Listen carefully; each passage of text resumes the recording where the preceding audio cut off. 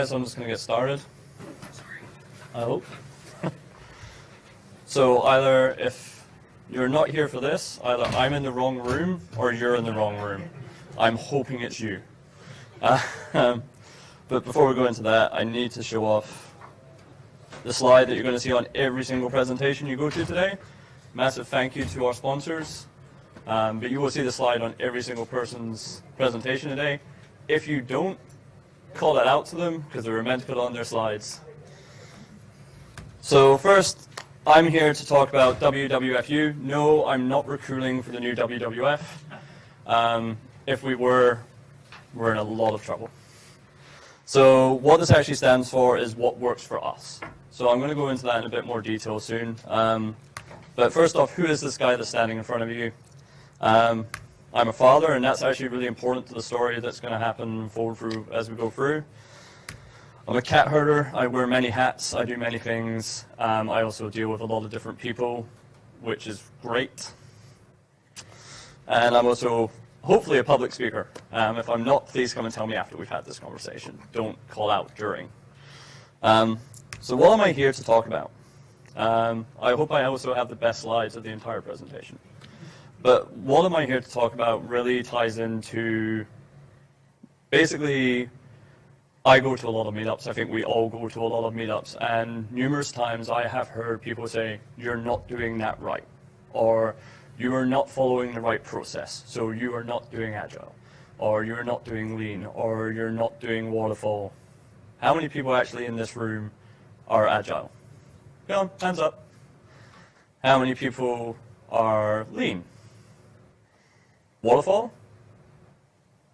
There's going to be a waterfall. Don't be scared. You can put your hand up. I'm going to be very clear. I don't think any of these are wrong. Waterfall has its place. 100% Waterfall has its place. That's brilliant. You're definitely in the right room.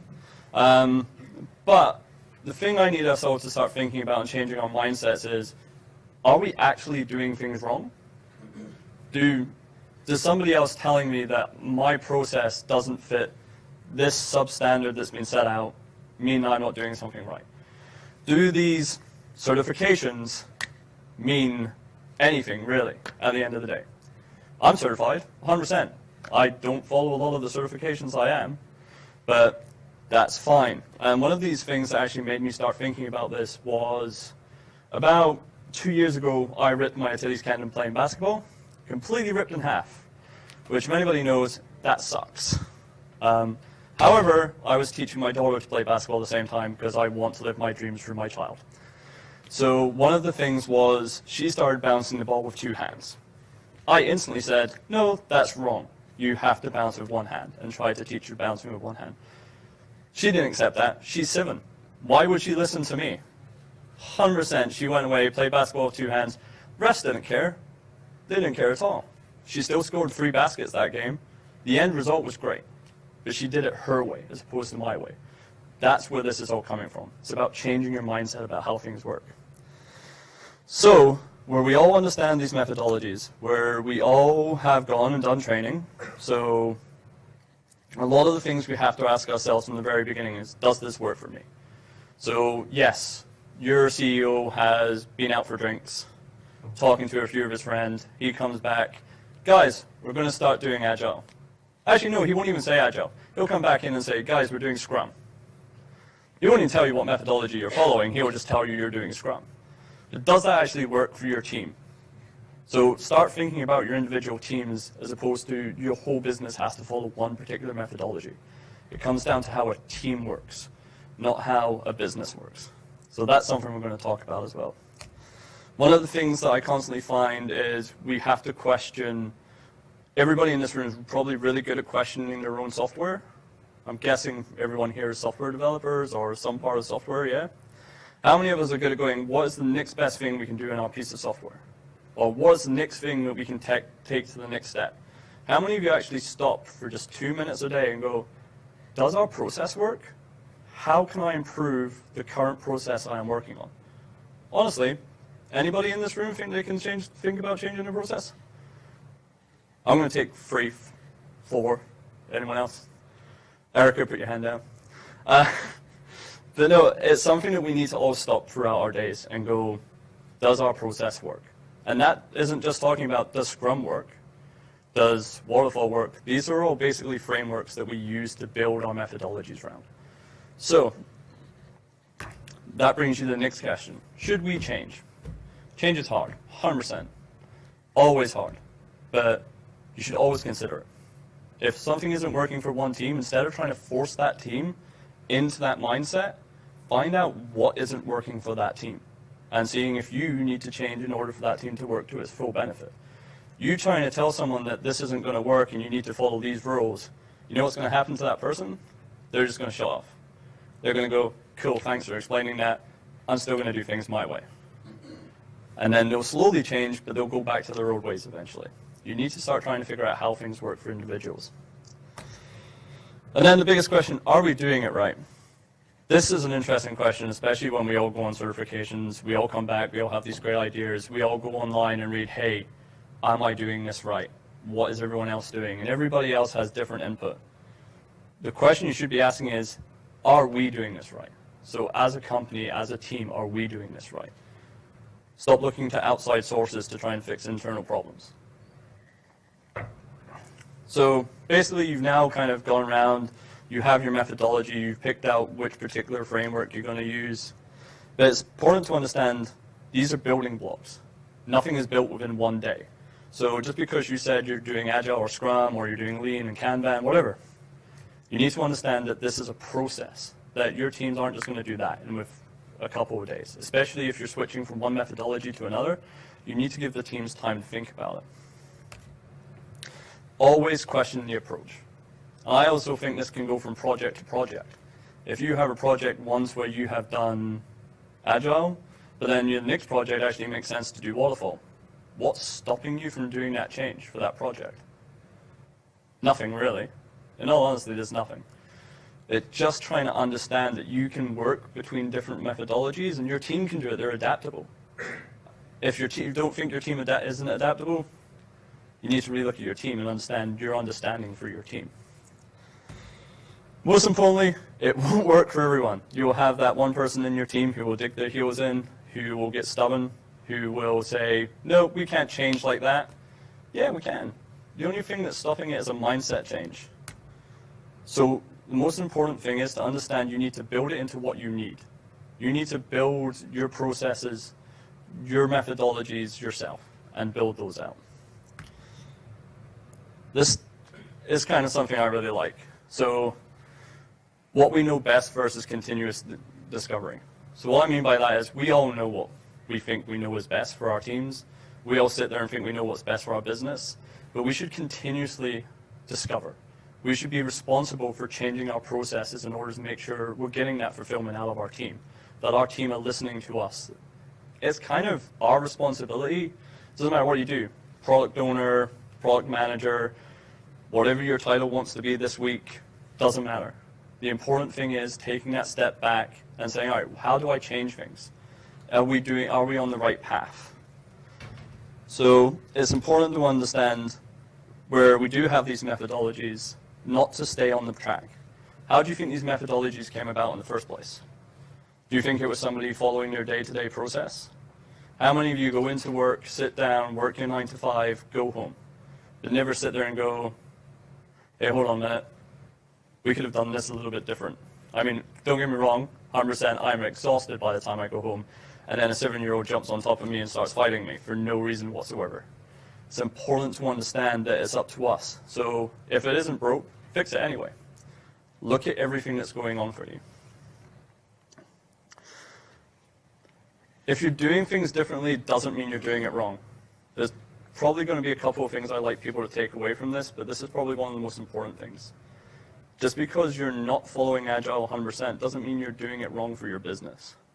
That's important to understand. Yes, you will get the Agile purists, you will get the Lean purists who turn around and say, you are not doing Agile. Cool. I'm not doing Agile. Awesome. But I'm doing what works for my team. I'm doing what gives us the best result at the end of the day. And what I mean by this is, how many of you guys do stand-up? Lots. How many of you time box your stand-up? How many of you, that's fine, shaky hands are perfect for this conversation, because it's important to understand you need that workflow. So it's cool that you time box if it works for you. But if you're in mid-conversation, the worst thing that ever happens when you're time boxing something like that is somebody goes, "No, guys, we've got to cancel the meeting now. We're time boxed." That breaks the flow. And then those people go back to their desk and like, "I'll catch up with you in 5 minutes." You want to know what happens? They never catch up with you in 5 minutes. They wait till the next stand-up. So you've already lost 24 hours. It's important to try and understand that even though we have these things and we have time boxing, they work great in the particular circumstance for your team. If they don't, you know what you can do? Scrap it. You don't need to follow it. Why do you have to follow it?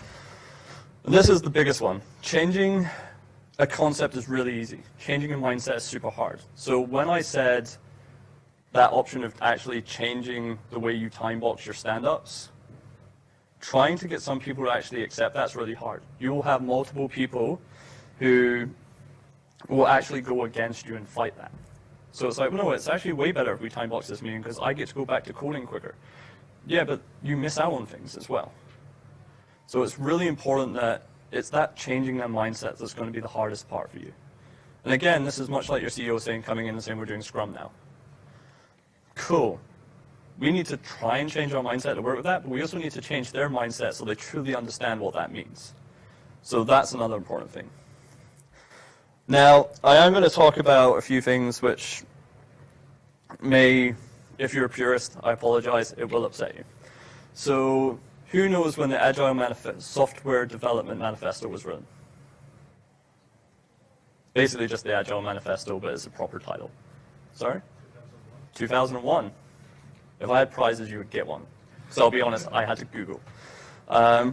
Who knows when Lean kind of made its first appearance? QPS, yeah. Yeah. So the great thing about a lot of these, they haven't dramatically changed. The actual initial concept hasn't changed over time. So for example, Agile, sorry, I'm going to lean back to Agile because I love Agile. But Agile didn't change, has stayed the same since 2001. You want to know what else stayed the same in 2001? Blockbuster.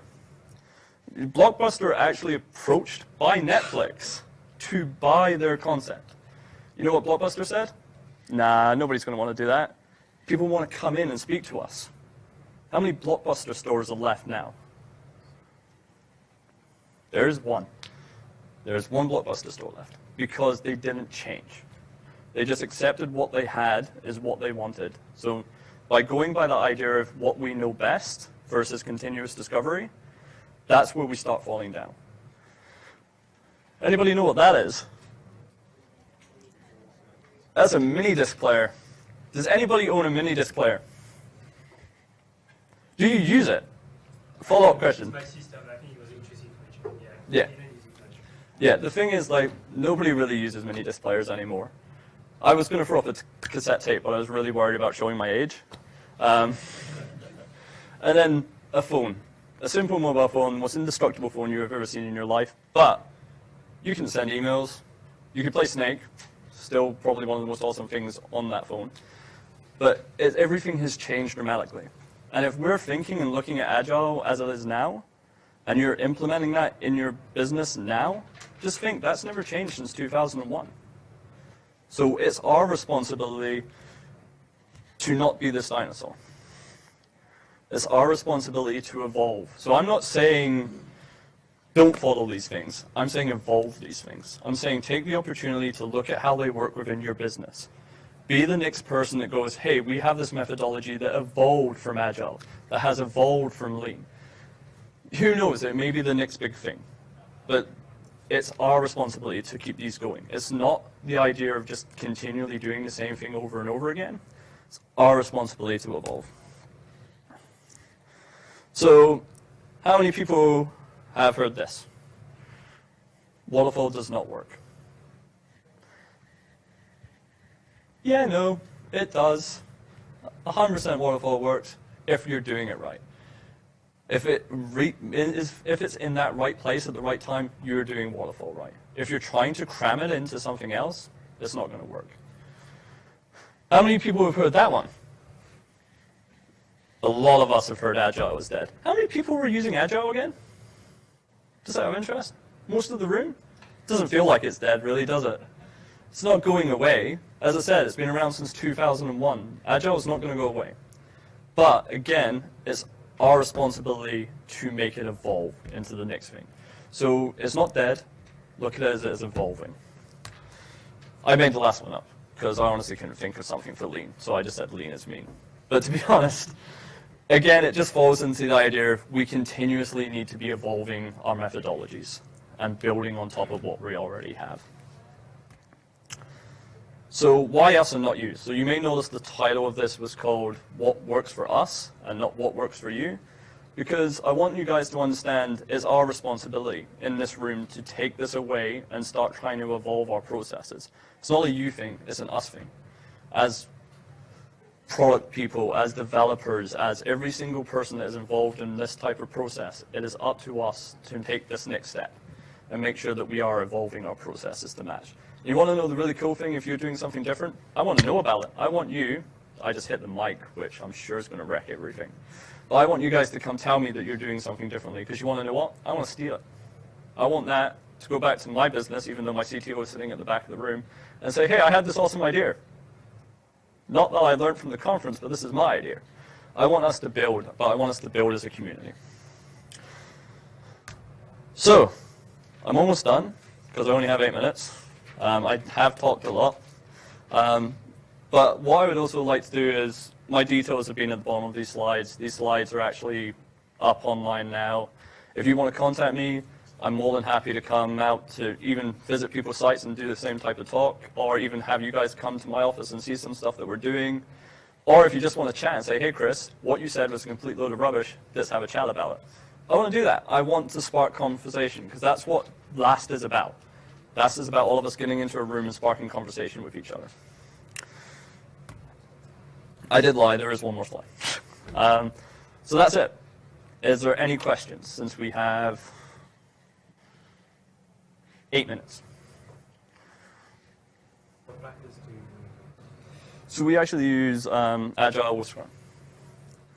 So a little bit loosely. Because even, for example, we don't have a physical board or anything like that. On our board is actually our main goals.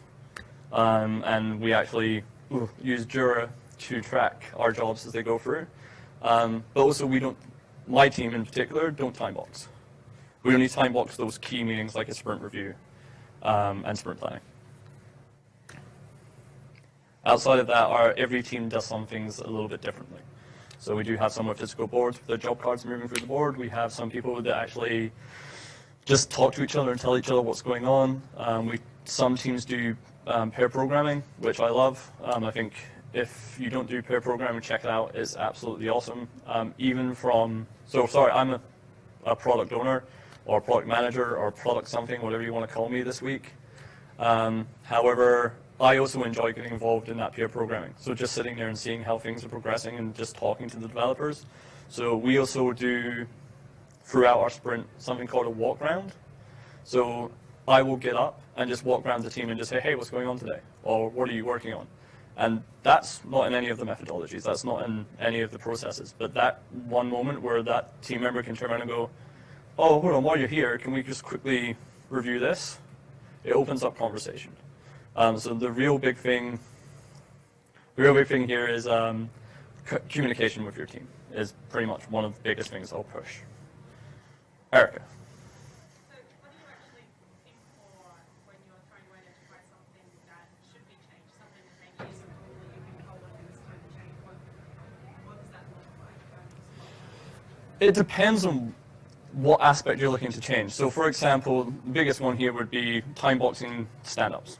That's an easy example. Everybody can understand that. But basically what happened was our team would be talking, and our Scrum Master would stand there and say, all right, you've got 1 minute left.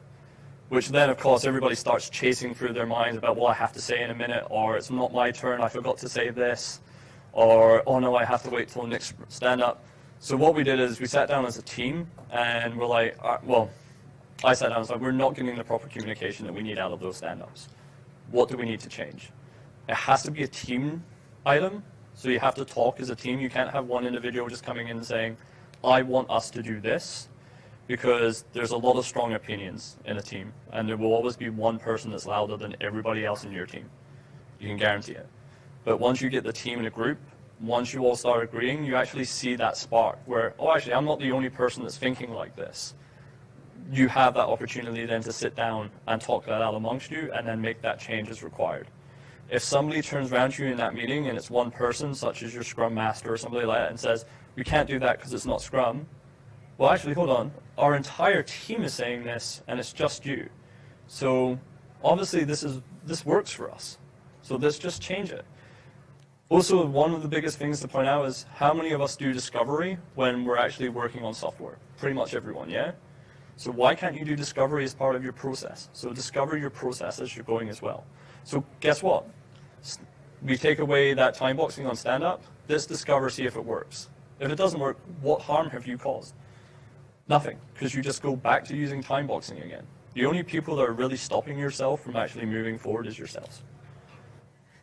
So how long does the stand-up generally go on? Oh God, there's so many different answers. Some people say 15 minutes, some people say 5 minutes per person, some people say half an hour. It all depends on your team, to be honest. Part of it shouldn't be, each meeting for Scrum should be allocated a time based on your Scrum time. So most meetings for stand-ups run 15 minutes to half an hour. Yeah, but you don't have to do that. No, I'm just asking. Because when you said you don't time box your meetings, so I was curious to know how long does it Oh, to be honest, most of the time, what you also find, and I found this really quickly once we made the change, for our stand-ups, they actually became quicker, which is really weird. So as soon as we gave people the freedom to extend and have longer, our stand-ups didn't become as long, and they became a lot quicker as well. Any other questions? Yes? When I'm a person who says, well, I'm doing a job wrong, but it's more because the intent isn't there. Yes. I'm not too worried about practices. I'm just wondering about your thoughts on that. Because sometimes the intent is just there to follow the process. Or Yeah. the intent is to follow the process rather than do something extreme. Yeah, so that actually gets a little bit harder. So that's again where it comes down to talking with your team and as having that open communication and understanding you're always going to need somebody to drive it. To be clear, there is always going to be someone that has to drive the change. The thing is, once you start driving change, and as I said, you start seeing those other people who have the same intent as you, that's where you know you're onto something right. As soon as you just have one person who's continuously saying, we're doing this, and the rest of the team is saying no, you have to question and say, is this actually going to work for the team? If it's not, start going to the team one by one and just saying, hey, this is why I think this is a good idea, and why I think this will add to this. And if they start coming around to the way you're thinking, then you still know it's a good idea. If they still dig their feet in and say no, and it's multiple people within your team, it's probably not going to work for the entire team. To answer your question. If not, we can catch up afterwards as well, because I have 1 minute. Any more questions? I enjoy questions. It means you've been listening. You just mentioned about sprint review, so how is that different from the retrospect? So a sprint review is where we're actually demoing to the product owner or the product person within the team to actually sign off on the items that have been delivered. Did you say retrospective? The retro is actually reviewing the sprint itself. So, hey, what did we do wrong in the sprint? What did we do right this sprint? What do we need to improve on? Actually, to be honest, sprint retro is probably the weirdest meeting of all because it can be different every single time you do it. And also multiple different people do multiple different types of sprint retros. The sprint review should always be demoing to you or stakeholder to show what value you have added that sprint. So similar to a showcase. Yeah, so there's people call them lots of different things, showcase, sprint review, but the sprint review primarily was to get your product owner to sign off on what you've delivered that sprint. I don't like it. I prefer to have that engagement as you're walking around the team, so that walkthrough I was talking about, but the showcase becomes really important if you have external stakeholders you want to show stuff off to. Cool. Any further questions? One last question. Did I do okay? Yeah? All right, cool.